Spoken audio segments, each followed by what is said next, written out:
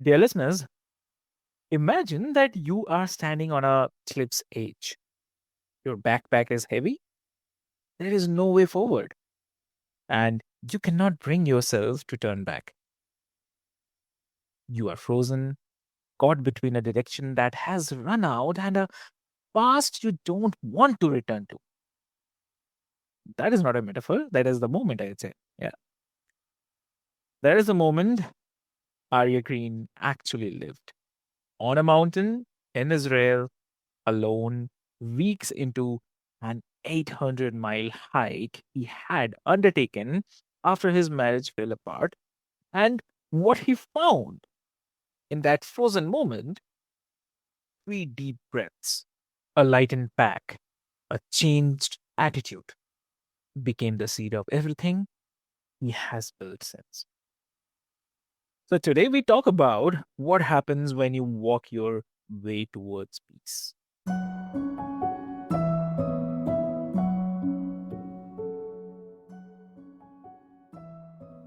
So, hey, dear listeners, welcome back to another powerful episode of Healthy Mind, Healthy Life, where we explore the real, honest paths toward feeling well and living with purpose.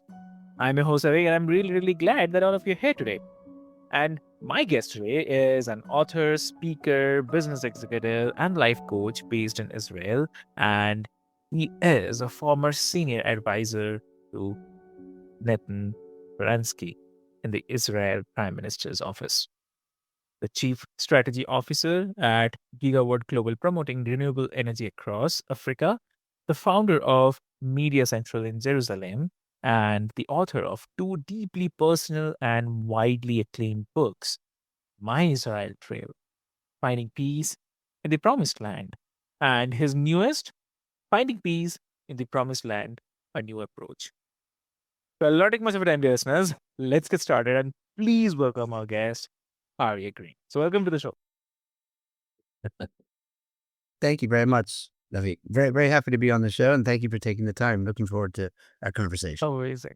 Amazing, Arya. And Arya, before we get into the five principles and everything that you have uh, distilled from your journey, I want to go back to the beginning. Like, you were over 50 years old, your marriage had just ended in a way you hadn't chosen. And you decided to hike 800 miles alone across Israel. So, what was the actual reasoning in that moment? What did you think you were going toward? In the moment when I decided to do the hike, you're asking? Yes. Well, I would say the real uh, the real answer, if I want to keep it brief, is that for many years I've had friends, children of friends, and friends of children who have hiked the Israel Trail. It's kind of a rite of passage for many Israeli youth to spend a few months with a backpack hiking the length and breadth of the land. It's kind of akin to, for an American audience, in the case, the Appalachian Trail or the Pacific Crest Trail. For a European audience, I guess the Pilgrims Trail in Spain and Portugal. I'm sure that India has similar trekking trails, obviously Exactly. aside from Yeah. climbing Mount Everest or the Himalayas or Nepal, but it's kind of something that many Israeli youth do after the army to kind of clear their heads and decide what they want to do with their lives. But of course, many Israelis come to India for the same purpose. Hey, dear listeners, before we begin, a quick note from Healthy Man Pay Awake. This episode is created for educational and informational purposes only. The views shared by our guests are their own and may not reflect those of the host or network. Nothing in this conversation should be taken as medical, legal, financial, or professional advice. Please consult a qualified professional before making important decisions. We encourage you to listen with curiosity, think independently, and use this content as a starting point for reflection, not a substitute for professional guidance. Now, settle in and enjoy the conversation. So I had wanted to do it for many years because I grew up in California and I've lived in Israel for 40 years and enjoyed both the desert in the south and the forests in the north and the beaches to the west and always been kind of an outdoorsy type. Hmm. And so what happened was as I was going through the 2+ years of real anguish in this divorce that I hadn't looked for, I spent a lot of time on different meditative retreats in the desert and long walks in forests and what have you. And I ended up just as the divorce was being finalized, as my daughter, my youngest daughter, finished her 2 years of military service. We went out to California. We were hiking in Yosemite, and we hiked up to the top of Half Dome, which your listeners may be familiar with, is a granite slab above Yosemite Valley, a grueling hike up the back face of what's basically a vertical wall. And we just decided to do it. And long story short, we got to the top, and it was grueling. I mean, psychologically and emotionally, not just physically. And we almost were swept off literally the sides of the mountain of the rock. And I said to my daughter at that point, you know what? I'm going to hike the Israel Trail. This has really given me the motivation to do that. And so 3 months later, and literally just a few weeks after the divorce was finalized, I was out and hiking.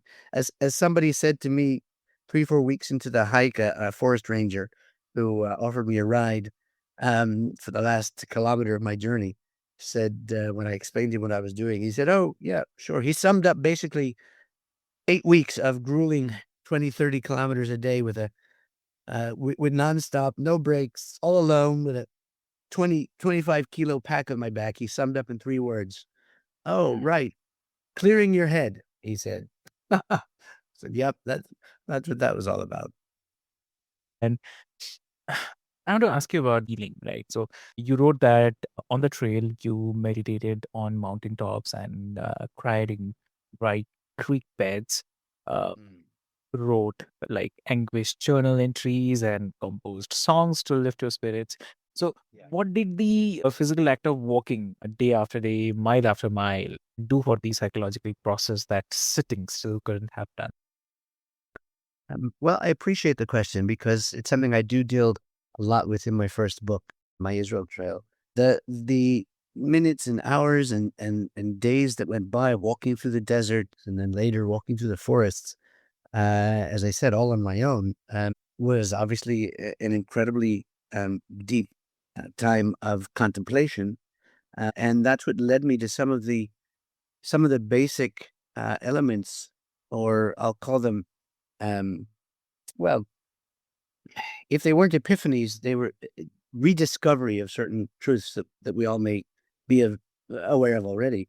The importance of humility, trudging through the desert day after day and recognizing our place in the universe is relatively insignificant. The importance of acceptance, that here I am on the side of a mountain and I've got to figure out where to go. I can't, I was not only once, but in a particular situation I describe in the book, couldn't figure out whether I should go back or forward. And I wanted to call the search and rescue services and said, no, just accept it. This is your reality. You've got to deal with that reality. And that was true for being divorced as well. And that's true for the other elements that came to me in the hours and days of walking. And of course, that's what led me to write this new book, because those thoughts were in my mind even in the first book. I mentioned it very, very obliquely at one point, hiking on the border between Israel and Lebanon, that some of the issues that I was dealing with that were helping me heal from my divorce, and in the end were extremely helpful to others for meeting their own personal challenges. And at that particular point, thinking about how close I was to Lebanon and different wars that we fought, I said to myself, a lot of these elements are applicable also to the Arab-Israel conflict, to the conflict between Muslims and Jews and Christians in this region, and particularly the idea of forgiveness, which is another of the five elements. Um, and so that's kind of that idea was percolating already 10 years ago. 8 years ago, when I wrote the book, my publisher insisted I take out almost all the references to the Middle Eastern conflict because it was just too much to put into one book. It was already two books. It was a book about the hike itself and the journey and the history and the geography of the land of Israel, and then the second element, which is the personal growth side, the healing from my divorce, um, and meeting personal challenges. So that, in the end, 8 years later, has become my second book, which is the application of the five elements to not just our personal challenges that we face, but intercommunal and international challenges, particularly the Arab-Israel conflict. Definitely. Like the moment of the cliff edge, like frozen, unable to go forward or back, you put Mm. down the backpack, took 3 breaths, and something shifted. As you wrote, like the pack had not changed, you had changed. So, what was the actual internal shift? Like, what did you understand in that moment that you hadn't understood before? Well, thank you for so carefully reading my writing, because it's kind of fun to have the incident, my words kind of read back to me, and also remembering the incident. I have to give credit to Thomas Crumb and his book, Three Deep Breaths, because that's what got me through that particular situation. And yeah, that was one of the one of the situations I was just referring to, on the side of a cliff, where I didn't know whether to go forward or back, and I started to panic. And I took those three deep breaths, and having put down my bags, picking them up, I realized that they hadn't changed. They seemed lighter, but they hadn't changed. Something in me had changed, and what in me had changed was I had discovered the path, which I don't mean as a metaphor. I mean I suddenly realized where I had missed the trail sign, which showed me, with some handholds actually drilled into the wall, where to where to climb up this cliff, and I had missed them. And so what I recognized was that that was a metaphor for whether it was me and my divorce, or whether it was others facing personal challenges. And it's certainly true for what we're looking at with the any international conflict. It doesn't matter whether it's India and Pakistan, or historically France and Germany, or whether it's what's going on today between Muslims and Jews, or Arabs and Israelis here in our region. Sometimes you have to put down your pack. You have to put down that baggage. You have to release our connection, and our I guess, angst, I would say, um, over historical injustices, whether they're real or perceived. We have to put down the baggage of the propaganda that's been spouted, in terms of especially on, forgive me, the Arab and Muslim side, the culture of hatred, and the anti-Israel rhetoric, which has just been growing over the last decades, but it's been actually around for 100 years. And sometimes we all, Arabs and Jews and others, of course, as well, have to put down that baggage of of everything that we bring to this relationship, just as we would as individuals, and look for the path, decide on a path, recognize with some gratitude, which is another element that I had mentioned of the five elements, recognize that we have a mutual interest, having forgiven ourselves, to work towards peace, and let the baggage kind of settle. And when we then pick it up again, because I'm not saying we don't ignore either perceived or actual pain and suffering, but having put that baggage down, once we go to pick it up again, when we know the path, when we know our objective and our goal is real peace and coexistence based on our own traditional sources, so the baggage is simply less heavy.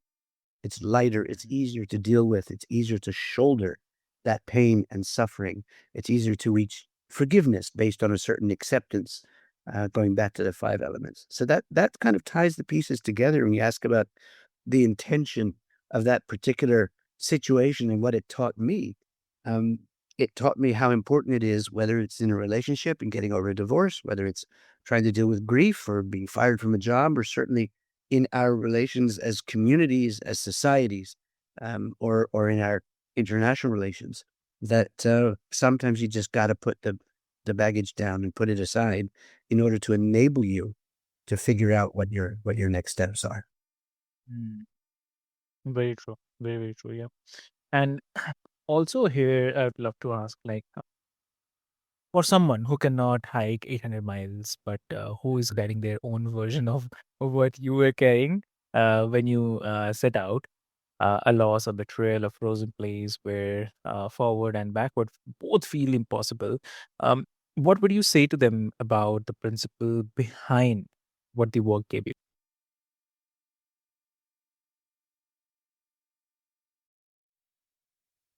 I think really, it's difficult to sum it up. The five elements, I'll give them to you in order, so that you and our listeners can kind of follow along.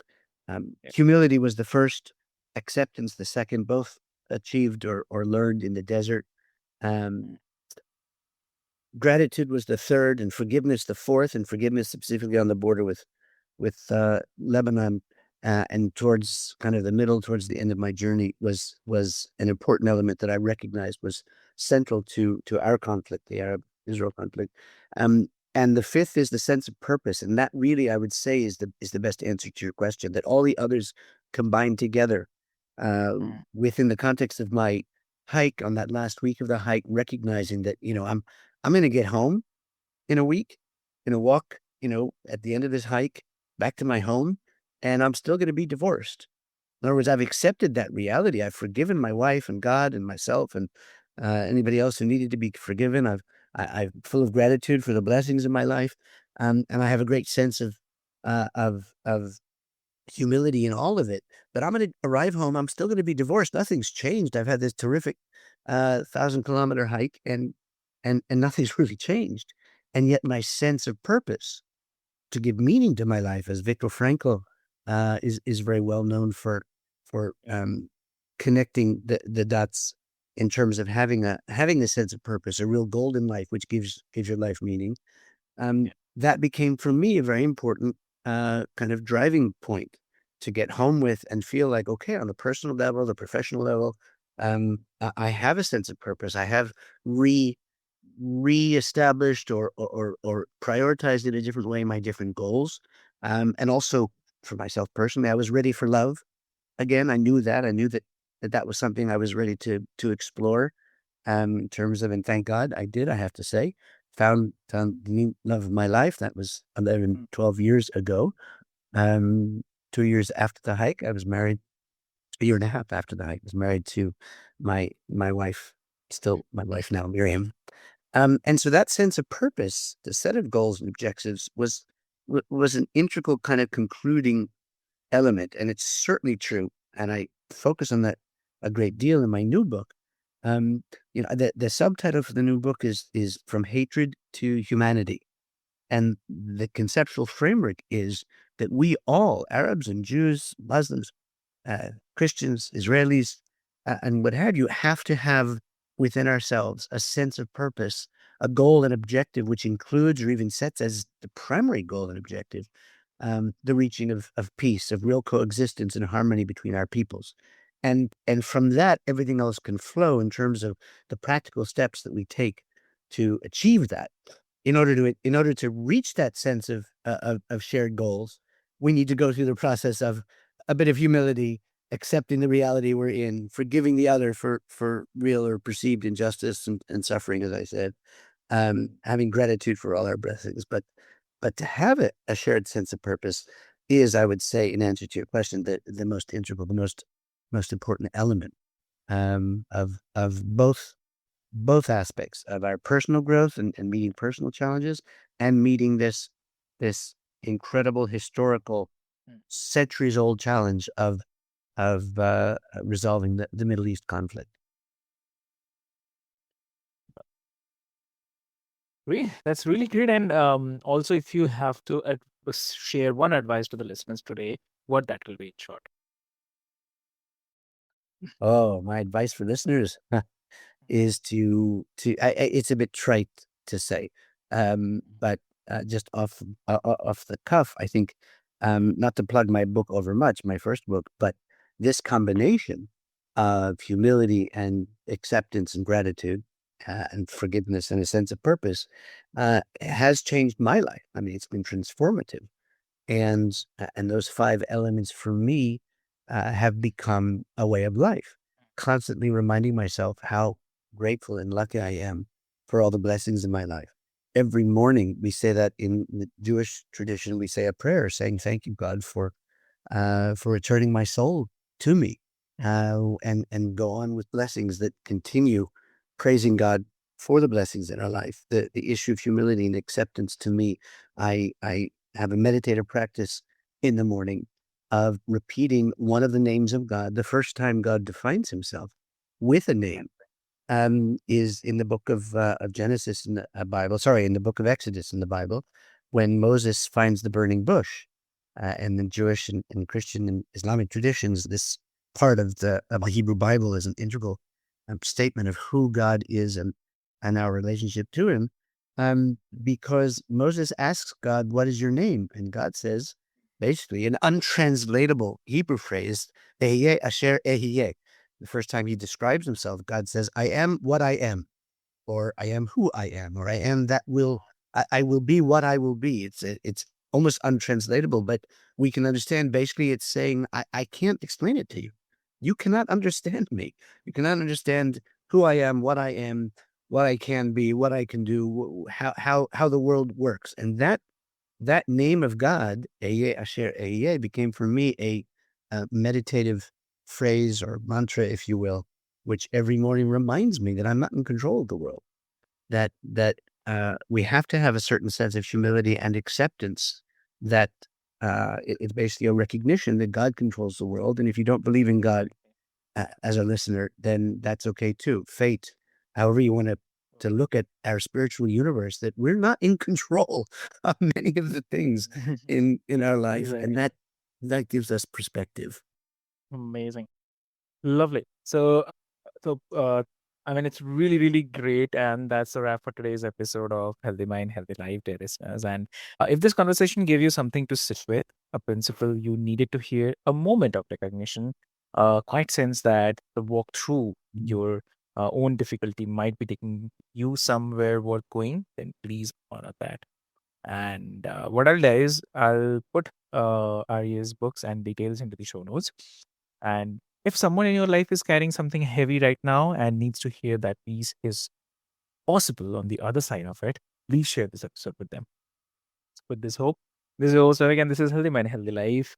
I'd say take care of yourselves and see you next time. Thank you so much.